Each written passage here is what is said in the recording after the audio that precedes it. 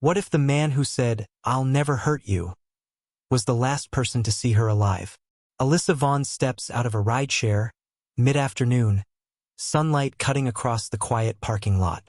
She pauses at the entrance, hesitates, then forces a smile like she's trying to convince herself. Upstairs, Trent Holloway is already watching from the window. What really happened inside that apartment at 3:17 p.m.? And why do the timelines refuse to match? Because by early evening, Alyssa is gone, and the only person with answers isn't telling the same story twice. Alyssa wasn't reckless. She planned things, thought things through. That's why the people close to her can't explain what happened next.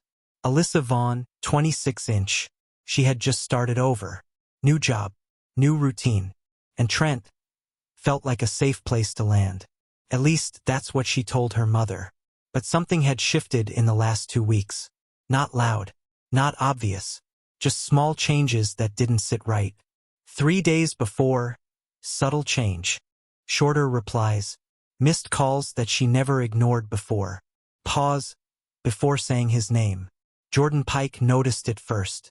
She'd start to say something, then stop, like she was choosing her words too carefully. No arguments, no visible signs of trouble, just silence where there used to be ease. Saturday, 2:52 p.m. Alyssa books a ride. Not unusual, but the destination is. Not her place, not work. Trent's apartment. Driver, Derek Sloan. Derek remembers her clearly. She kept checking her phone, then locking it, over and over. No music, no conversation, just tension sitting quietly beside him. When they arrive, she doesn't get out immediately. She looks at the building, then down at her hands, like she's deciding something. Then finally, she steps out. 3:17 p.m. Last confirmed sighting. Security cameras catch her entering. Alone. No signs of distress. No one following. Just Alyssa, walking into a place she thought she understood. By evening, something feels wrong. Her phone goes straight to voicemail. Messages sit unread. That's not like her. Not even close. 8:41 p.m. Family concern rises. Her mother calls again. And again. Nothing. Then Trent finally responds. Calm. Too calm. He says she stopped by, but didn't stay long.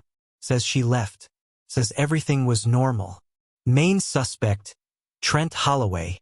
But there's a problem. A small one. Easy to miss. No one else ever sees her leave. First crack. Detective Lyle Mercer would later focus on one detail. The timing. Because according to Trent, Alyssa was gone by 4 p.m. But her phone remained active near his apartment for nearly 2 more hours. So if she walked out like he said, why did her signal stay behind? And more importantly, what really happened between 3:17 p.m. and the silence that followed? If she walked out, why does every timeline stop at his door? Late afternoon light fades across the parking lot, cars coming and going like nothing changed. Inside, the hallway stays quiet. No witnesses, no movement. But Alyssa's signal never leaves the building. What happened between 3:17 p.m. and the moment her phone went silent? Because the data says one thing, and Trent's version keeps shifting. Day 1 to 9:26 p.m. Denise Vaughn stops waiting. Calls turn into panic. Panic turns into action. A missing person report is filed. Detective Naomi Reyes starts simple. Last known location. Last contact. Last person. It all leads back to one place. Trent Holloway. First statement. He repeats it calmly. She stopped by. We talked. She left. No tension in his voice. No urgency. Just distance. But something feels off. Not what he says, how he says it. Flat. Careful. Measured. Like every word has been rehearsed. But one detail didn't add up. Phone records come in. Alyssa's device pings near his apartment. Long after he claims she walked away. Not minutes. Hours. Detective Mercer notices another gap. No calls. No text sent after arrival. For someone always connected, That silence feels wrong. Vanessa Coley, the neighbor, speaks up. I heard voices earlier, not yelling but tense. Like something wasn't settled. She can't make out words. But she's sure of one thing. Alyssa didn't sound calm. Time gap. 3:17 p.m. to 5:42 p.m. That window stays empty. No footage leaving. No confirmed sighting. Nothing solid. Just Trent's version, standing alone. Detectives return. Ask again. Same questions. This time his answers change. Small adjustments. Different timing. New phrasing. Nothing dramatic. But enough to matter. Statement updated. Now he says she stayed longer. Says they talked more. Says she left closer to 5. But that only deepens the problem. Because if she stayed, why didn't anyone see her leave? One more detail surfaces. The rideshare never shows a return trip. No booking. No pickup. No trace of her leaving on her own. So now the question changes. Not did she leave, but was she ever given the chance to? Why did he clean? Before anyone even knew she was missing. Morning light exposes what the night didn't. Fresh streaks across the room. Windows slightly open, despite the heat. Inside, the air feels disturbed. What was removed before police arrived? And why does the timing feel intentional? Because the scene doesn't match his story anymore. 10:12 a.m. Detectives step inside. Nothing broken. Nothing overturned. But something feels off. The room is too clean. Was tidy, recently wiped. Trash bin. Recently emptied. No routine mess. No daily trace. Like the space was reset. Detective Reyes slows down. Checks the kitchen. Sink still damp. Time gap still unresolved. If she left peacefully, why erase anything? Trent watches them. Arms folded. Quiet. Too quiet. His explanation. I like things clean. But timing matters. And this cleaning came after she arrived. A faint mark near the hallway edge. Not obvious. Missable. But not random. Mercer notices. Doesn't react. Just takes note. Main suspect behavior shift. Trent starts asking questions now. What happens next? Am I in trouble? Concern. But not for her. For himself. If nothing happened, why does the apartment look like something needed to disappear? And more importantly, what was here before it was wiped away? How could someone vanish while everyone thought she was safe? The apartment smells faintly of cleaning products, masking something else. Alyssa's purse is gone, but her shoes remain by the door. Trent moves calmly around the space, careful not to look nervous. Where did she go, and why does every timeline contradict his words?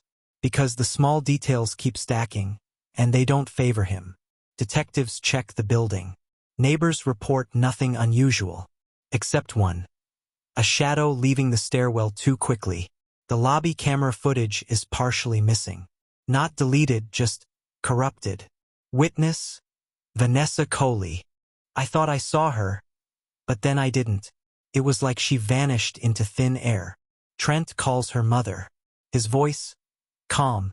Controlled. No panic. Only carefully chosen words. Detective Mercer notes the gap. 3:17 p.m. arrival. No trace until after 5 p.m. If she was ever in the building, why can't anyone prove it? Why did he panic only after the detectives arrived? Trent paces the living room, glancing at the empty hallway. His hands tremble slightly when he reaches for his phone. A faint scent of something burned lingers in the corner. What he's hiding is in plain sight, and every small action tightens the noose. Because the truth is quieter than the lies he's telling. Detectives review her phone records. Calls unanswered. Messages unopened. And one contact erased completely. Her last GPS ping shows movement. Inside the building, not away from it. Main suspect, Trent Holloway. His story cracks.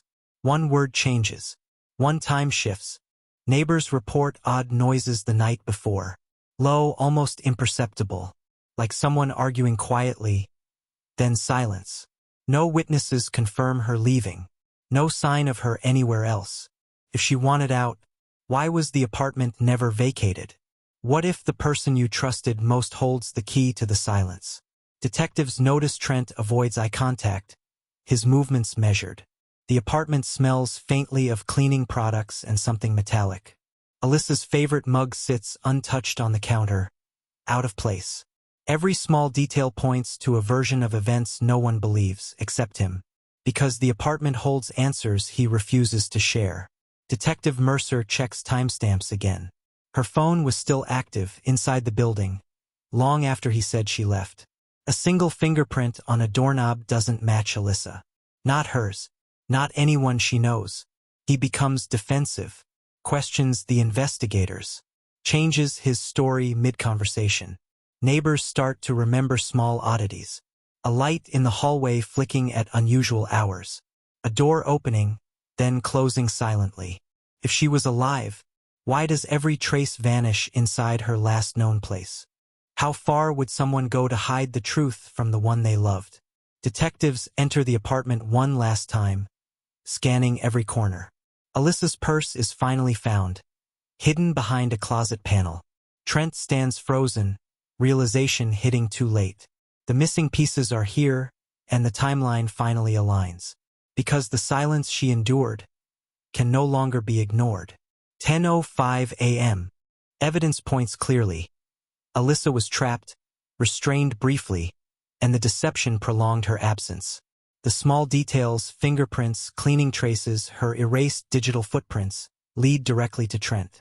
Denise Vaughn breaks down, relief mixed with grief. Justice may never fully erase the pain, but truth surfaces. Trent is taken into custody. His charm no longer shields him. Neighbors whisper, investigators breathe out tension, and Alyssa's story becomes a warning. Love promised, but betrayal exposed. For more emotionally gripping true crime stories, subscribe to the Veil of Secret and stay with us as we uncover the hidden truths behind every mystery.